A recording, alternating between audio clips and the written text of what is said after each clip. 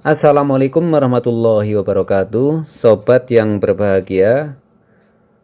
Pada kesempatan kali ini, topik bahasan kita yaitu koordinat kartesius. Di sini disajikan teori singkatnya bahwa koordinat kartesius adalah suatu bidang yang terdapat dua garis yang saling tegak lurus dan berpotongan di sebuah titik yang disebut pangkal atau pusat koordinat, yaitu titik 0,0. Garis mendatar atau horizontal atau absis disebut sumbu X, dan garis tegak atau vertikal atau ordinat disebut sumbu Y.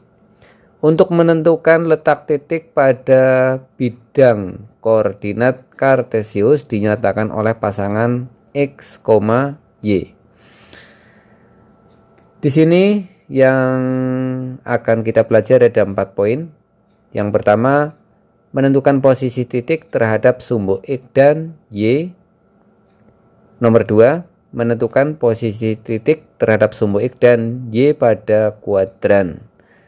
Yang ketiga, posisi titik terhadap titik asal, yaitu titik 0,0 dan terhadap titik tertentu.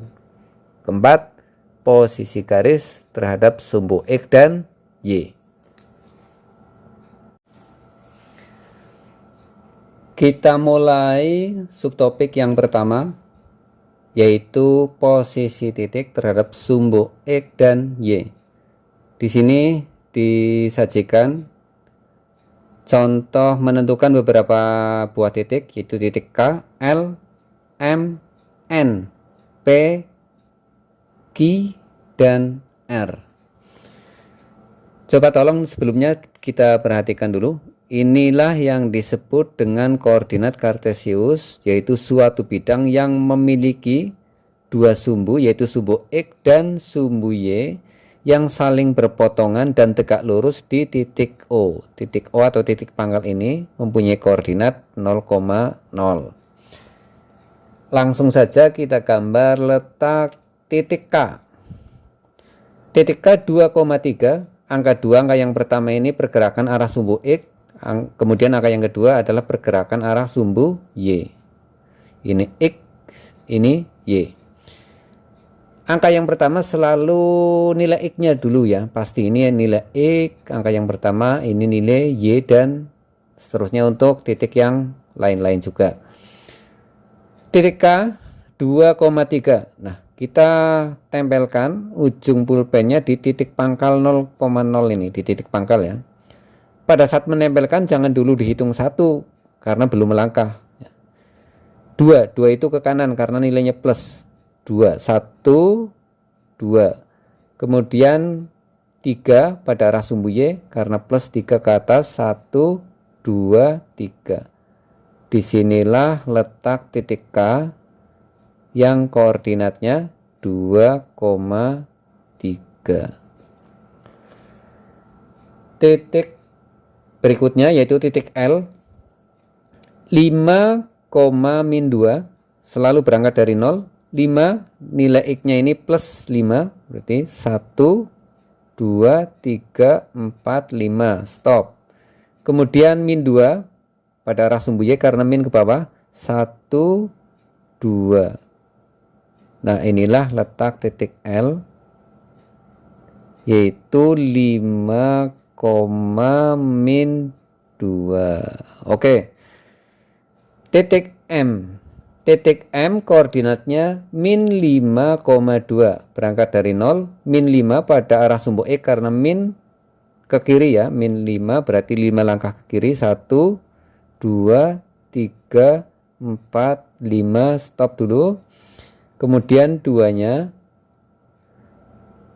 ke atas ya karena plus 1, 2. Ini adalah posisi titik M, yaitu min 5,2.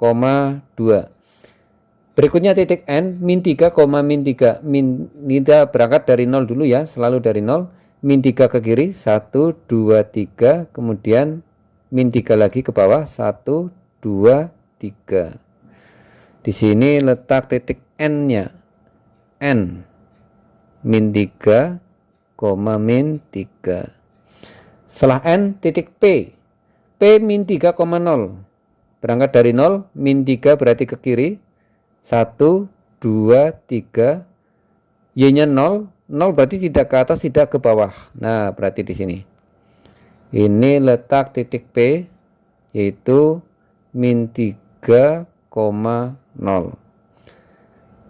Berikutnya titik Q 0,3. X-nya 0, berarti tidak ke kanan, tidak ke kiri. 3, nilai Y-nya ke atas. 1, 2, 3. Ini adalah letak titik Q, yaitu 0,3. Kemudian titik yang terakhir, titik R 0,0. Nilai X-nya 0, ya, berarti tidak ke kanan, tidak ke kiri. Kemudian nilai Y-nya juga 0, tidak ke atas, tidak ke bawah. Inilah letak titik R. Persis berada di pangkal ya, atau perpotongan sumbu X dan sumbu Y.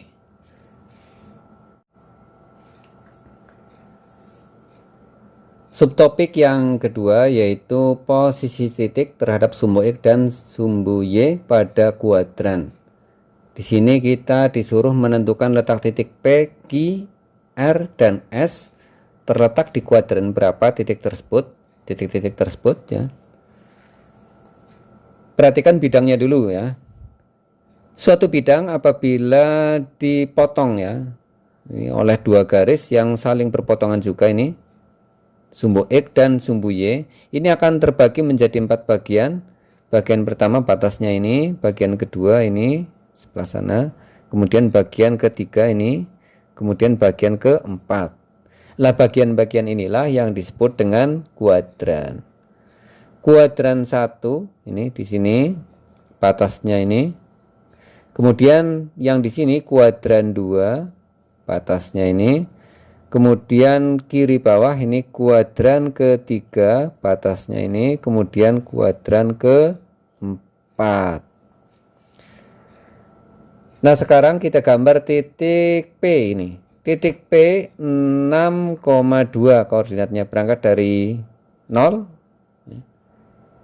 P-nya, angka pertama ini 6, berarti ke kanan ya, 1, 2, 3, 4, 5, 6. Kemudian dilanjutkan 2 karena plus ke atas, 1, 2. Ini berarti letak titik P yang koordinatnya 6,2. Oke. Letak titik P berarti berada di wilayah ini, maka berada pada kuadran pertama. Berikutnya titik Q min 3,6, berangkat dari 0, min 3 berarti arah sumbu X ke kiri ya, 1, 2, 3, kemudian 6 arah sumbu Y plus tandanya berarti ke atas, 1, 2, 3, 4, 5, 6. Kita hitung lagi ya, barangkali salah. 1, 2, 3, 4, 5, 6. Oke. Di sini berarti letak titik Q ya. Min 3,6 koordinatnya berarti berada di kuadran berapa? Di kuadran kedua karena di wilayah ini sebelah sana. Yang ketiga letak titik R ya. Koordinatnya min 5, min 3. Min 5 berarti ke kiri, 1, 2, 3, 4, 5. Oke. Min 3 pada arah sumbu Y-nya negatif berarti ke bawah, 1, 2, 3. Ini posisi atau letak titik R yang koordinatnya min 5, min 3 berarti berada di kuadran ketiga. Sekarang titik yang keempat atau terakhir, titik S, koordinatnya 2, min 4, X-nya 2, berarti dari 0 ini ke kanan 2 langkah, 1, 2, min 4 ke bawah, 1, 2, 3, 4. Di sini letak titik S, bukan min 2 ya, tapi 2, min 4, berarti di kuadran keempat. Dilanjut subtopik yang ketiga, posisi titik terhadap titik asal 0,0 dan terhadap titik tertentu. Yang pertama, rumah Rudi dulu ya. Rumah Rudi, koordinat objek terhadap titik asalnya, ini rumah Rudi, dari titik asal dia ke kiri berapa langkah? 1, 2, 3, 4, 5. Ingat-ingat 5 ke kiri berarti nanti min ya, min 5. Jangan lupa kurungnya. Dari sini sampai ke rumah Rudi berapa langkah ke atas? 1, 2, 3. 3 langkah ke atas, karena ke atas berarti plus 3. Maka di sini rumah Rudinya pada koordinat objek terhadap titik asal min 5,3. Kemudian posisi objek terhadap rumah Diri yang koordinatnya 2,-5. Ini rumah Diri. Dia berarti pergerakan arah sumbu X dulu. 1, 2, 3, 4, 5, 6, 7. Nah ini sudah lurus. 7 ke kanan ya. 7 ke KN artinya kanan. Kemudian setelah 7 ke kanan sampai ke rumah Diri berapa langkah ke bawah? 1, 2, 3, 4, 5, 6, 7. 7 ditulis lagi 7 ke bawah ya. BWH ya, BWH ini. BWH singkatan dari bawah.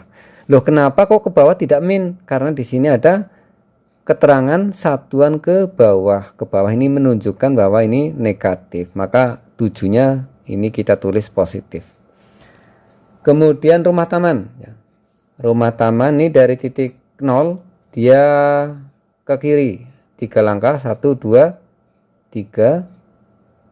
Kemudian ke atas 1 langkah, berarti min 3,1. Ini ditulis min 3,1. Terhadap rumah Diri ini menuju ke rumah Diri berarti berapa langkah ke kanan? 1, 2, 3, 4, 5. 5 langkah ke kanan. Setelah 5 langkah ke kanan nih, kemudian berapa langkah ke bawah? 1, 2, 3, 4, 5. 5 ke bawah. Ini juga walaupun ke bawah tidak min karena di sini sudah ada keterangan ke bawah ya.